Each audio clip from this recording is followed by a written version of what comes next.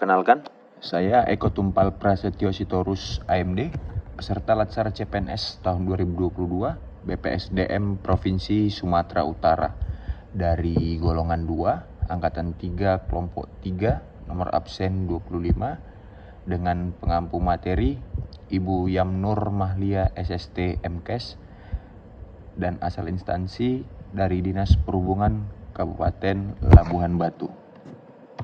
Pada tanggal 27 Juli 2021, Presiden Republik Indonesia Bapak Joko Widodo resmi meluncurkan fondasi baru bagi aparatur sipil negara, yaitu Core Values Berakhlak, yang merupakan akronim dari berorientasi pelayanan, akuntabel, kompeten, harmonis, loyal, adaptif, dan kolaboratif. Bersamaan dengan Core Values Berakhlak, Presiden Jokowi juga meluncurkan employer branding yang baru, yaitu Bangga Melayani Bangsa. Di video kali ini saya akan menjelaskan salah satu poin dari Core Value Berakhlak, yaitu kolaboratif. Definisi kolaboratif adalah nilai yang dihasilkan dari aliansi antara dua atau lebih pihak yang bertujuan untuk menjadi lebih kompetitif dengan mengembangkan kemampuan untuk mendapatkan nilai, penyelesaian, atau hasil yang lebih baik, kompetitif, dan bervariasi.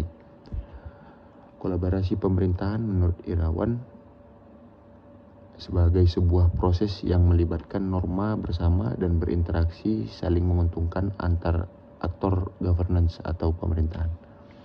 6 kriteria penting kolaborasi pemerintahan. Yang pertama, forum yang diprakarsai oleh lembaga publik atau lembaga. Yang kedua, peserta dalam forum termasuk aktor non-state. Yang ketiga, peserta terlibat langsung dalam pengambilan keputusan. Yang keempat, forum secara resmi diatur dan bertemu secara kolektif. Kelima, forum bertujuan untuk membuat keputusan dengan konsensus. Dan yang keenam, fokus kolaborasi adalah kebijakan publik atau manajemen. 3 tahapan asesmen terhadap tata kelola kolaborasi. Yang pertama, mengidentifikasi permasalahan dan peluang. Yang kedua, merencanakan aksi kolaborasi. Yang ketiga, mendiskusikan strategi untuk mempengaruhi.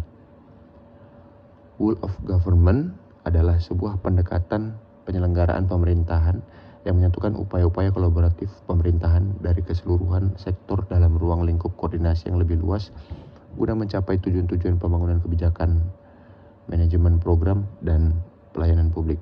Oleh karenanya, WOG atau Whole of Government juga dikenal sebagai pendekatan interagensi, yaitu pendekatan yang melibatkan sejumlah kelembagaan yang terkait dengan urusan-urusan yang relevan. Indikator organisasi yang berkultur kolaboratif. Yang pertama, organisasi menganggap perubahan sebagai sesuatu yang alami dan perlu terjadi. Yang kedua, organisasi menganggap individu sebagai aset berharga dan membutuhkan upaya yang diperlukan untuk terus menghormati pekerjaan mereka. Yang ketiga, organisasi memberikan perhatian yang adil bagi staf yang mau mencoba dan mengambil risiko yang wajar dalam menyelesaikan tugas mereka. Yang keempat, pendapat yang berbeda didorong dan didukung dalam organisasi. Setiap kontribusi dan pendapat sangat dihargai. Yang kelima, masalah dalam organisasi dibahas transparan untuk menghindari konflik. Yang keenam, kolaborasi dan kerja tim antar divisi adalah didorong. Dan yang ketujuh, secara keseluruhan, setiap divisi memiliki kesadaran terhadap kualitas layanan yang diberikan. Beberapa aktivitas kolaborasi antar organisasi adalah kerjasama informal, perjanjian bantuan bersama, memberikan pelatihan, menerima pelatihan, perencanaan bersama, menyediakan peralatan, menerima peralatan, memberikan bantuan teknis, menerima bantuan teknis, memberikan pengelolaan hibah, dan menerima pengelolaan hibah. Proses penjalanan kolaborasi melalui 5 fase. Yang pertama, trust building, yaitu membangun kepercayaan. Yang kedua, face to face dialog, yaitu melakukan negosiasi dan dengan baik dan bersungguh-sungguh. Yang ketiga, komitmen terhadap proses. Yang keempat, pemahaman bersama berkaitan dengan kejelasan misi, definisi bersama terkait permasalahan, serta mengidentifikasi nilai bersama. Dan yang kelima, menetapkan outcome antara. Syarat badan dan atau pejabat pemerintahan dapat memberikan bantuan kedinasan. Yang pertama, keputusan dan atau tindakan tidak dapat dilaksanakan sendiri oleh badan dan atau pejabat pemerintahan yang meminta bantuan. Yang kedua, penyelenggaraan pemerintahan tidak dapat dilaksanakan sendiri oleh badan dan atau pejabat pemerintahan karena kurangnya tenaga dan fasilitas yang dimiliki oleh badan dan atau pejabat pemerintahan. Yang ketiga, dalam hal melaksanakan penyelenggaraan pemerintahan, badan dan atau pejabat pemerintahan tidak memiliki pengetahuan dan kemampuan untuk melaksanakannya sendiri. Yang keempat, apabila untuk menetapkan keputusan dan melakukan kegiatan pelayanan publik, badan dan atau pejabat pemerintahan membutuhkan surat keterangan dan berbagai dokumen yang diperlukan dari badan dan atau pejabat pemerintahan lainnya, serta jika penyelenggaraan pemerintahan hanya dapat dilaksanakan dengan biaya peralatan dan fasilitas yang besar dan tidak mampu ditanggung sendiri oleh badan dan atau pejabat pemerintahan tersebut. Badan dan atau pejabat pemerintahan dapat menolak memberikan bantuan kedinasan apabila 1. Mempengaruhi kinerja badan dan atau pejabat pemerintahan pemberi bantuan.